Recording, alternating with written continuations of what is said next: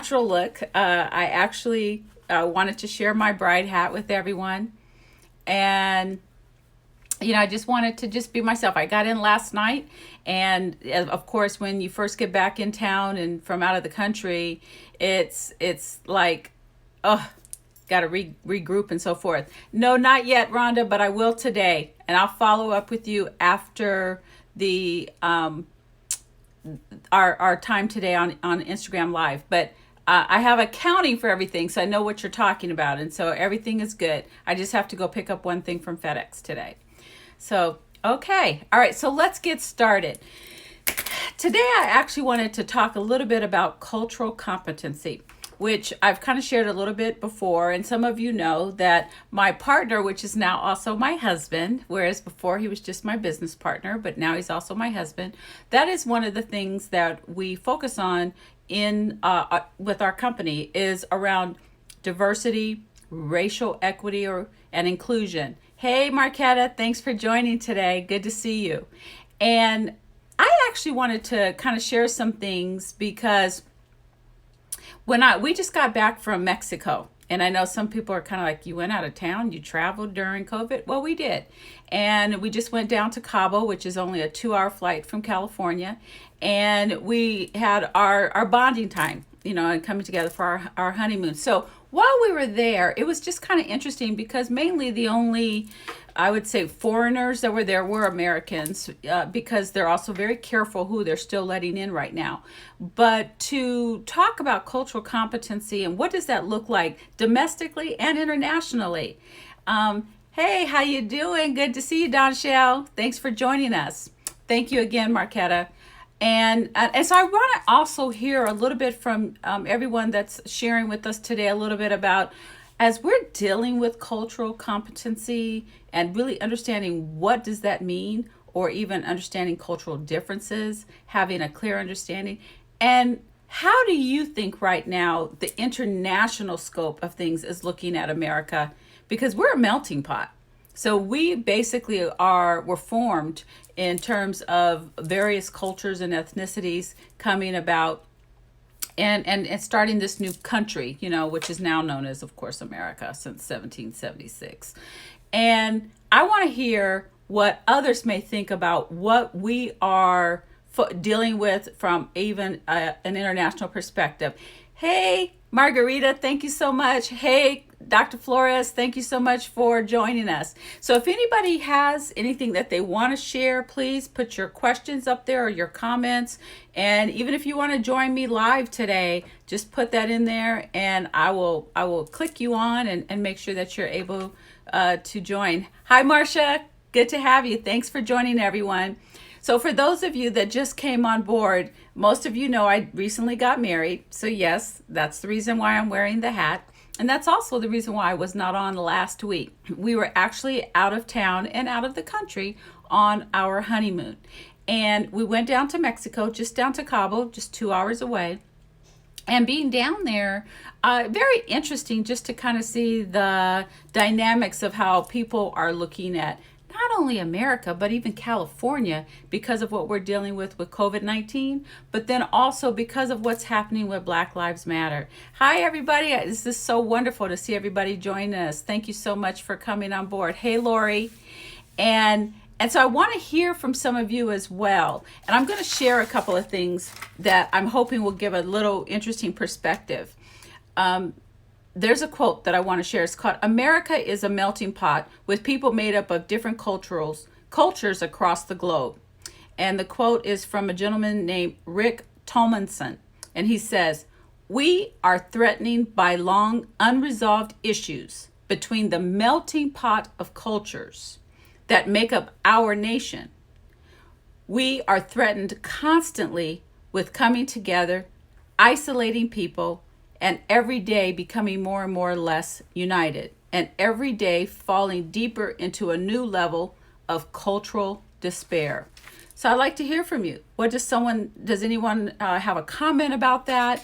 How does everyone feel as it relates to an interesting question? How do we hold on to our cultural uniqueness and individuality while also still embracing being Americans and becoming Americanized? as a word that I'm actually making up?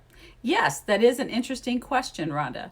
And I want to hear from you. I want to hear from someone that either wants to join me today or that has a comment that they'd like to say regarding that. Because I'm going to, as I'm waiting for someone to, hey, thanks for joining. For Georgia, thanks for joining.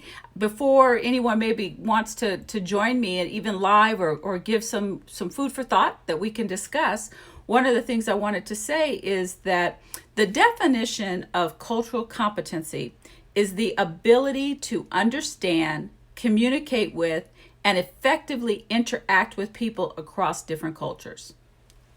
Bottom line, that's what it means.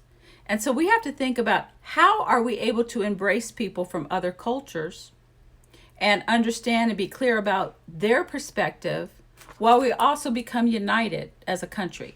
So let me hear from someone. I'm hoping that somebody has a comment, somebody has something that they would like to share with us as a group. Because these are the types of questions that we're going to have to ask ourselves, and we're going to have to ask each other as we continue to have these conversations and get on the other side of some of our issues and problems and becoming united more together one-on-one. So, I mean, that's where I would like to come from. So, Dr. Flores, you're saying that the definition changes as time progresses. Growing pains will occur. What will challenge us in 100 years will be very different than what we are going through right now. Very true. Just like what we're facing because of Black Lives Matter and the various issues, that is so true. Rhonda is saying, I think a lot of the elders used to fear becoming a part of another culture. I understand that as well. Lori says, we continue to express our culture and uniqueness and also embrace other cultures. So where, in your opinion, where do you feel that the lines maybe are blurred, where there's not a right understanding? What do you think? So Rhonda says that sometimes people would feel that they would have to give up, I'm assuming, what they were or where they came from or who they are. We have to think about how are we going to be able to hold on to our uniqueness while still being able to come to some common ground. Ed says, it is difficult to insist on cultural competency from others when we have misconceptions about who we are. Ed, you just said a mouthful. That is amazing. Yes. Thank you. I see you, Mr. G, you also joined us. Thank you so much for joining us today. So for those of you that just joined, what we're kind of talking about is understanding cultural competencies and where are those lines blurred in terms of holding on to our own culture, not having misconceptions about who we are, but then also understanding as Americans, and how do we become united within our country? How do we do that? So I'm asking people, please, let me know, talk to me, share with me what your thoughts are. And if somebody wants to even come on live with me, just go in there and punch it, and then I will click you on so that we can have a brief little dialogue about that. So, hey, Portia, good to see you. Hey, Lisa, thank you so much for joining us today. So Ed brought up something that I thought was very interesting, because he said that sometimes it is hard for us to hold other people accountable when we sometimes are not even clear about who we are and how we want to be seen. And I think one of the interesting things about that comment is that I even have people ask me right now, so is it African American or Black? That's a question a lot of people are asking. And even in my own lifetime, when I think about growing up with my grandmother, they were called colored, then it was Negro, then it was Black, then it was African American, and then now it seems like we're back to Black again. So we have to think about exactly, who are we? How are we? Is it okay if we want to have different ways that we are referring to ourselves? We have to think about these things, because if we want other people to understand us, respect us, and know how to communicate with us, then just like was said, we have to understand that as well. So, okay, I see some new people that have come on board. For those of you that have come on board since we started, for those of you that didn't know, I just got married, which is why I was not on Wisdom Wednesday last Wednesday. I was actually out of the country on my honeymoon. And so this is my hat sharing with it, my family out here today, about what's kind of going on in my life. All right, so Lori says, we are slowly getting others to embrace African American culture. An example of that would be the Crown Act, which we know here in California, State Senator Holly Mitchell was very active with that. And so again, we have to believe that it's okay for us to be natural, just like today. I didn't even worry about getting all dressed up today. I just came as I am, put a little lipstick on, and I wanted to make sure that I was naturally who I am here today. So yes, the hair is one of our natural things. Rhonda's saying we need to understand that God created us all individually, uniquely different, to share and embrace it all. Imagine how boring it would be if everyone was exactly the same. So true. Thank you so much, Lisa, for the congratulations. So nope, I'm going to be Wendy Gladney. That's Lori's question. I'm going to stay Wendy Gladney professionally. I think there's already a Wendy Williams out there. And my husband is totally fine with that. And then privately, in our own lives, I will be his wife. But publicly and for work purposes, I'll stay Wendy Gladney. So thank you so much for asking that. So getting back to understanding the cultural competency that we're going through and how different people are, they're having some questions about even sensitivity. They're wanting to know, what is sensitivity all about? What does it mean to be sensitive? Can someone want to share that with me as well? Because all these terms are coming up. We talk about, it used to be just DEI, diversity, equity, and inclusion. But now we're talking more about diversity, racial equity, and inclusion. And so people are trying to say, okay, Wendy, how do I be sensitive to that? What do I say? What do I do? Ed just came back and said, African American denotes our nationality. Black is our culture. Okay, that kind of reminds me though, sometimes within the Jewish community, how some people are Jewish, by their nationality, but then some feel like they're Jewish by race and by culture. So, but are you saying that if we go by African American, we shouldn't say that we're Black in terms of our nationality? Those are just interesting questions that we should all think about.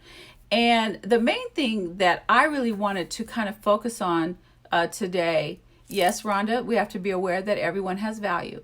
But today, one of the main things that I really wanted to leave with everyone, because, I try to always have, some talking points and some takeaways and call to action is, really think about embracing, how do you want us to be remembered during this period, during this season of time, as relates to the rise of the Black Lives Matter movement, because this will be history one day. This is what our grandchildren and possibly children will be reading about, and from a new perspective, is as it relates to our culture and having people understand who we are and what we're about. What would you like to be remembered and to be said and to be enacted or instituted as it relates to how not only America but the world will see us? I would like everyone to kind of think about that a little bit, and then think about what can we do as it relates to interacting with people of different cultures to make sure that we all can have an understanding of one another. I think that is very, very crucial, because Black Lives Matter is very critical right now. But so, are other people that are having questions about their cultures as well. And one of the things that I heard right now is, of course, all lives matter, of course. But many things won't happen until there is an understanding about the importance of what's happening in the lives of Black people, especially Black people in America. But it is the diaspora across the world. So we have to think about, what can we do as Black Americans, as African Americans? What can we do as relates to help with that healing, that even forgiveness? Because for those of you who've been following me for a long time know that I am a strong supporter of understanding the role of forgiveness in our lives. But what can we do? Can I hear from someone before we begin to start to wrap up? Because I actually want to leave another comment with everyone before we leave.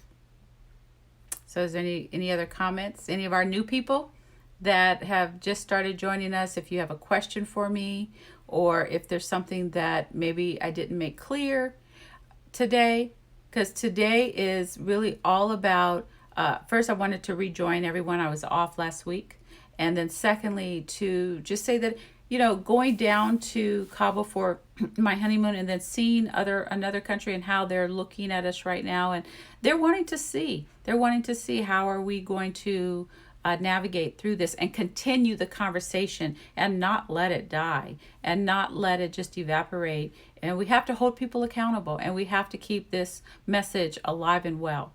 So that's what I really wanted to make sure that we shared, that sometimes during COVID-19 and with the Black Lives Movement right now, the Black Lives Matter movement, we may not be understanding how other people are really seeing us, and especially from around the world. We see the news, but I'm talking about personally interacting. And so I wanted to keep that conversation going today and to make sure that all of us were still thinking about that. So do I have any questions? Do I have any closing comments from anyone that would like to share something today?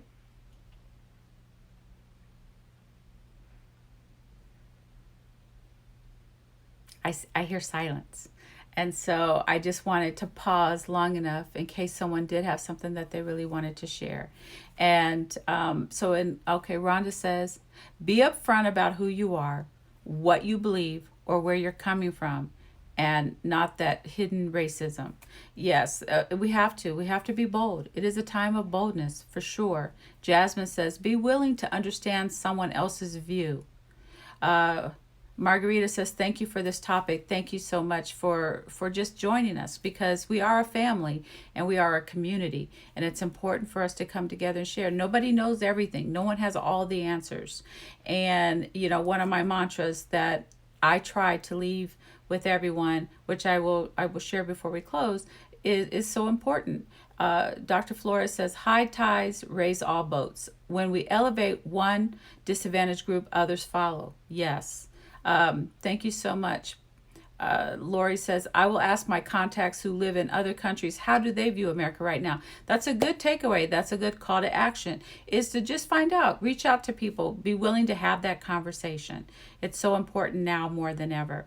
And so as I close today, I just want to thank everyone so much for joining. And as I like to say, healing without hate. It's a choice. It's a lifestyle.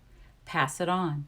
It's up to each and every one of us to make a difference in the arenas in which we walk, because that's where we've been put, that's where we've been planted. And if we want to see things grow positive, then we have to sow in those areas. So thank you so much again. God bless you. I'm Wendy Gladney, and some of you now will know me as Wendy Gladney Williams. But you can learn more about me by visiting wendygladney.com or seasonofgreatness.com. I'll see everybody next week. Thank you.